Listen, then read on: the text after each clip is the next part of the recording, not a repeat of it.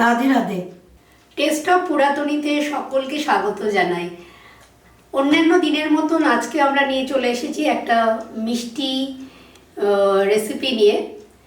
আর আজকে আমরা তৈরি করব, বুঝতেই পারছো এখন শীতকাল, আর এখন কিন্তু নতুন কলাইয়ের ডাল খুব ভালো মতোই বাজারে পাওয়া যায়।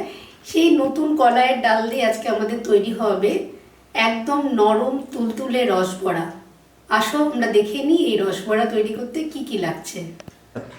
আচ্ছা, আমাদের এই রসবড়া তৈরি করতে কি কি লাগছে একটু মাই বলে দিচ্ছে, শুনে নাও একটু সবাই।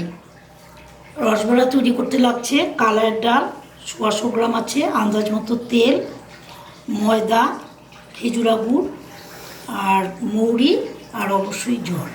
বলে রাখি, এই কলাইয়ের ডালটা কিন্তু আমি খোসা ছাড়িয়ে নিয়েছি, বা খোসা ছাড়ানো কলাইয়ের ডালও বাজারে কিনতে পাওয়া যায়। সেটাকে আমরা ভালো মতন ধুয়ে বেছে 5 থেকে 6 ঘন্টা ভিজিয়ে রেখেছি। কলার ডালটা এবারে আমরা মিক্সিতে দিয়ে ঘুরিয়ে নিচ্ছি। দেখো একদম মিহি পেস্ট হয়ে গেছে। এই পেস্টটাকে আমি একটা পাত্রের মধ্যে ঢেলে নিচ্ছি।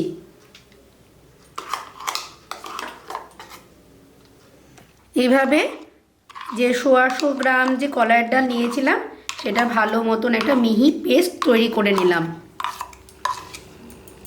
এই পেস্টটার মধ্যে এবার আমি এই সামান্য হাফ চামচ মতন ময়দা নিয়ে নেব, আর আরেকটু নিয়ে নিই, আর একটু হাফ চামচ 1 চামচ ময়দা নেব, আর নিয়ে নেব কিছুটা আন্দাজ মতো মৌরি।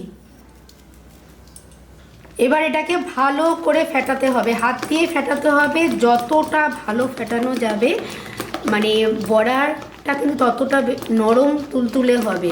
ফেটানোটা কিন্তু অনেকক্ষণ ধরে ফেটাতে হবে, তাও 15 থেকে 20 মিনিট মতন। ডালটা আমাদের ফেটানো কমপ্লিট হয়ে গেল।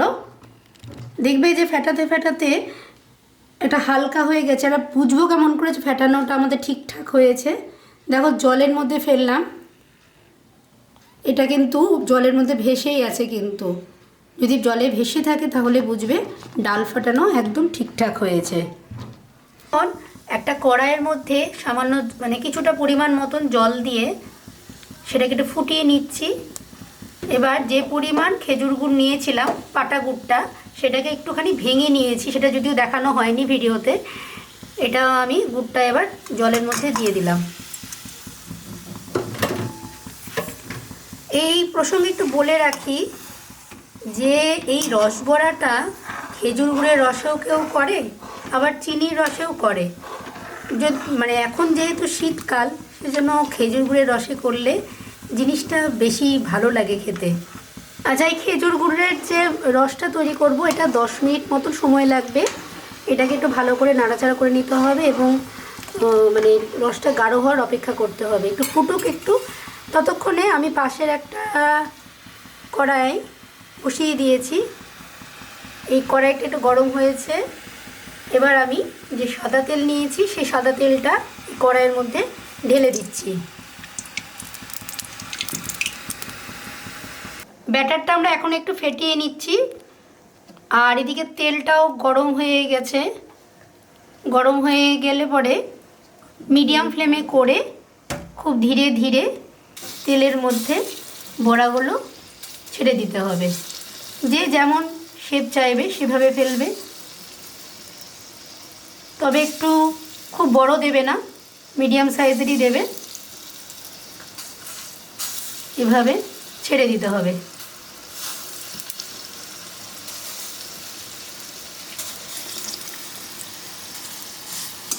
এভাবে ওলট পালট করে দিতে হবে। একটু সামান্য লালচে করেই ভাজবো, খুব বেশি কড়া ভাজবে না। কড়া ভাজলে কিন্তু সেটা এগুলোর মধ্যে রস ঢুকতে পারবে না। আচ্ছা, এদিকে খেজুর গুড়ের রসটাও হয়ে গেছে।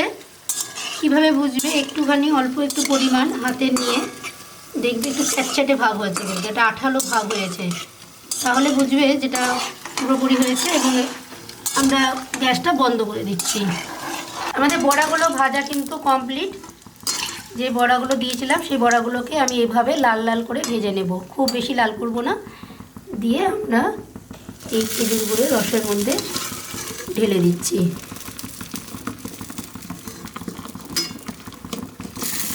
রসের মধ্যে এক এক করে ছেড়ে দিচ্ছি।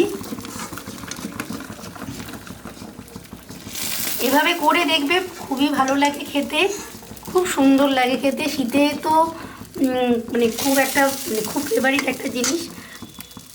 এই যে তৈরি হয়ে গেল আমাদের রসবড়া। দেখো কতটা নরম হয়েছে আর কি জুসি একটা, মানে ভেতরে কিন্তু রসটা খুব ভালোভাবে ঢুকেছে, একদম ফেটে যাচ্ছে। মানে রসগুলোকে ঢোকা অবধি একটু অপেক্ষা করতে হবে। অপূর্ব হয়েছে, একদম এভাবে তোমরা তৈরি করে দেখবে, খুবই ভালো হয়। আর আমার দেখে এখন খেতে ইচ্ছা করছে, কিন্তু যাই হোক এখন খাবো না। তবে তোমরা কিন্তু অবশ্যই করে জানাবে যে কেমন লাগলো আমাদের এই রসবড়া তৈরির রেসিপিটা। তৈরি হয়ে গেল আমাদের রসবড়া। আজকের মতো ছিল এটাই ভিডিও।